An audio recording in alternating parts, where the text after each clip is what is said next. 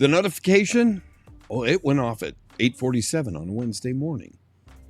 It was one app, the one you downloaded 4 months ago when you decided you were finally going to do the thing.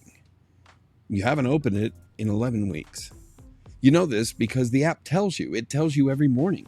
11 weeks, 73 days, the streak counter sitting at 0, while the app keeps sending its cheerful little reminder into the silence of a decision you already made and you already abandoned.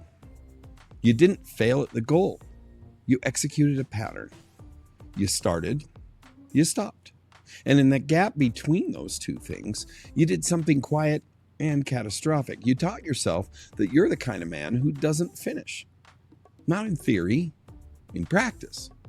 In the accumulated evidence of every app with a 0 streak, every notebook that stops at page 12, every business that died in the planning document, every conversation you started and walked away from. You've been building a case against yourself for years, but you don't even realize it. And the jury already has made a verdict against you. Well, this isn't a motivation problem. This isn't about willpower or discipline or needing some better system or a cold plunge morning. This is an identity problem. The starting isn't the point. You know how to start. You've proven that over and over. The question is, what happens the moment starting stops feeling good? The moment the dopamine dries up and all that's left is the boring, grinding, unglamorous work of continuing. And that's where you disappear. Every time, like clockwork. Now, it's not my purpose to beat you up here, and I'm not going to give you a finishing strategy. I'm here to show you what the pattern actually is that is protecting you from doing something. Because it isn't laziness. You're not lazy. It isn't bad habits.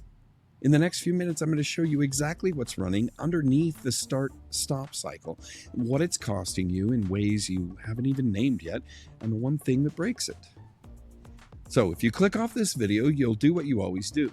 You'll find something new to start. Something with a fresh streak counter and a clean notebook and that familiar hit of possibility.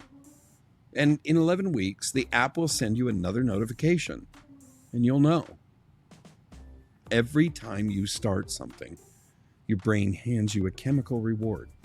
It's called dopamine. The same stuff you'd get from finishing, except nothing got finished. You got the high without the cost. Well, that's the trap. Starting feels like progress. The planning feels like work. The research, the new app, the first week of momentum, your brain logs all of it as forward motion. And then the middle arrives. But the middle has no ceremony. No one congratulates you for day 34. No one celebrates the Tuesday you showed up when you didn't want to. The dopamine dries up, and all that's left is the actual work. Now, most men mistake that feeling for a sign that something's wrong, that the goal was off, that the timing was bad, that they need to recalibrate. I've talked myself out of more things using the language of recalibration than I care to count. It's not the right time. I need to approach this differently. Let me step back and reassess. Beautiful, responsible sounding reasons to stop. Every single one of them was a lie wearing a suit and tie. I wasn't recalibrating. I was quitting with vocabulary. The middle isn't a sign that something's wrong. The middle is the job. And your entire history of starting and stopping has trained you to run from a job the moment it stops feeling exciting. Here's what that training has built. Not just a list of unfinished things, though you have that too. What it's actually built is a man who doesn't trust himself when he makes a commitment. You know this. You've felt it. You make a decision, and somewhere underneath the confidence is a quiet voice that says, yeah, but for how long? You start something and there's a part of you watching, already waiting for that moment that you'll stop. That's not pessimism.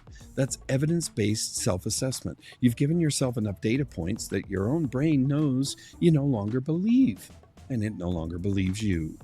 And here's where it compounds, because that loss of self-trust doesn't stay in the zone where you stopped. It bleeds. It bleeds into the conversations you don't finish, the relationships you start and slowly abandon, the version of you and yourself that you keep almost becoming. There was a period in my life where I'd started and stopped the same fundamental project with different names, different angles, but the same thing 4 separate times. Each time I had reasons, good ones. Each time I told myself this version was different. By the 4th time, I couldn't even say it convincingly to myself anymore. I'd broken my own word to myself so many times that the words stopped meaning anything. They started feeling like a lie. When you stop trusting your own commitments, you stop making real ones. You start hedging. You start qualifying, leaving exits open because somewhere below conscious thought, you already know you're going to need them. Here's what's actually running underneath the pattern. Starting is safe. Starting is all upside, potential, possibility, the version of you that exists before reality has a chance to weigh in. Finishing is a verdict. Finishing tells you something definitive about what you're capable of. And if you never finish, you never have to find out. The start-stop cycle isn't a discipline failure. It's a protection strategy, an elegant one. You stay in a permanent state of almost there, almost done, almost ready, and the almost protects you from the one thing you're actually afraid of, finding out who you are when you stop hiding in the beginning. The man who finishes things has a track record. He can be evaluated. He can be compared. He can be found wanting. The man who starts and stops has potential. Potential is forever. I want you to add something up. Not the unfinished projects, the identity. Every man who has watched you start and stop has a file on you. It's not malicious. They're not sitting around cataloging your failures, but they have a read, an unconscious adjustment they've made about what your word is worth when you tell them you're going to do something. You may not have lost their respect, but you've lost their certainty. There's a version of a conversation they don't bring you into anymore because they're not sure you'll still be there when it matters. That's the real cost, not the goals, the weight you carry in rooms that you walk into. And it's quiet enough that you can explain it away. You're busy, priorities shifted, life happened. Those are all true, and they're all beside the point. You've been negotiating the price down on your own word for years. At some point, the discount gets deep enough that it stops being worth quoting. Here's the mechanism that ends this. It's not a system. It's not an accountability partner. It's not streaks. Finish something small, all the way, today. Not the big thing. The big thing has too much history on it. You've started and stopped the big thing enough times that the pattern is already baked in. Pick something small enough that you can complete it before your brain figures out how to sabotage it.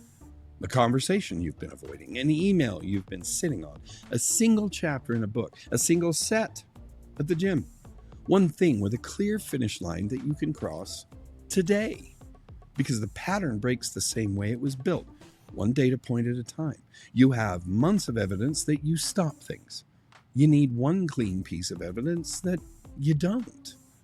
The identity doesn't change in a breakthrough. It changes in the accumulation of unremarkable follow-throughs that nobody applauds and nobody sees. And they stack up quietly until the voice that says, yeah, but for how long? Until he goes quiet for good. If this is landing, if you're sitting there recognizing that this stop-start pattern isn't about the projects, it's about what you believe about yourself underneath them, that's the layer the Identity Excavation Kit goes after directly. Not a system, a sequence that separates what you actually are from what you've been performing for long enough that you stop knowing the difference. The link's in the description. It's free. If you want to do this work directly with me, one-on-one, your specific pattern, no framework of the week, that's also in the description as well. Look, you're going to start something this week. You know you are. You always do. The question is whether this time you're starting because something is actually calling you toward it, or because the feeling of starting is the closest thing you've got to the feeling of moving. One of those is a life. The other is a very convincing substitute for one. The difference is in what happens at day 34, when nobody's watching, when the streak counter means nothing, when the only reason to continue is that you said you would. That's the day that decides it. You've been failing that day for years. You already know what to do differently. Do it.